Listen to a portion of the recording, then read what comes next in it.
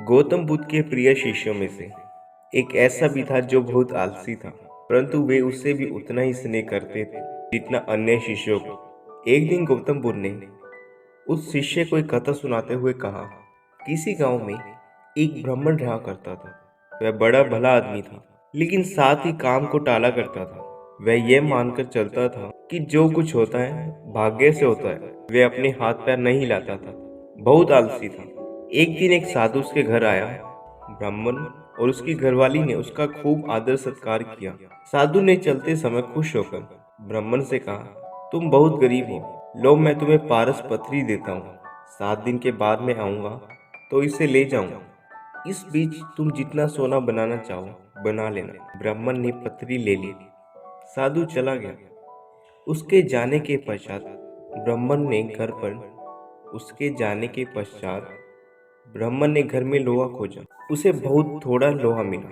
वह उसी का सोना बनाकर बेच आया और कुछ सामान खरीद लाया। अगले दिन स्त्री के बहुत जोर देने पर लोहा खरीदने बाजार में गया और लोहा काफी महंगा था। वह घर लौट आया। 2-3 दिन बाद फिर वह बाजार गया तो पता चला कि लोहा अब पहले से भी महंगा हो गया।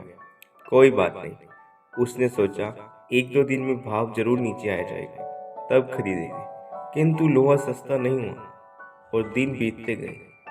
8वें दिन साधु आया और उसने अपनी पथरी मांगी तो ब्राह्मण ने कहा, महाराज मेरा तो सारा समय ही निकल गया। महाराज मेरा तो सारा समय यूं ही निकल गया, अभी तो मैं कुछ भी सोना नहीं बना पाया। आप कृपया करके इस पथरी को कुछ दिन मेरे पास और छोड़ दीजिए। लेकिन साधु राजी नहीं हुआ। उसने कहा, तुम जैसा आदमी जीवन में कुछ नहीं कर सकता। तुम्हारी जगह और कोई होता तो कुछ का कुछ कर डालता।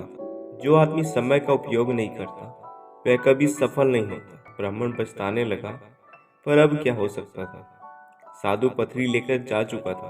उसे अपने आलस और भाग्य पर जरूरत से ज्यादा यकीन की कीमत चुकानी पड़ी। इसलिए कहा जाता है कि आलस आदमी का सबसे बड़ा दुश्मन होता है।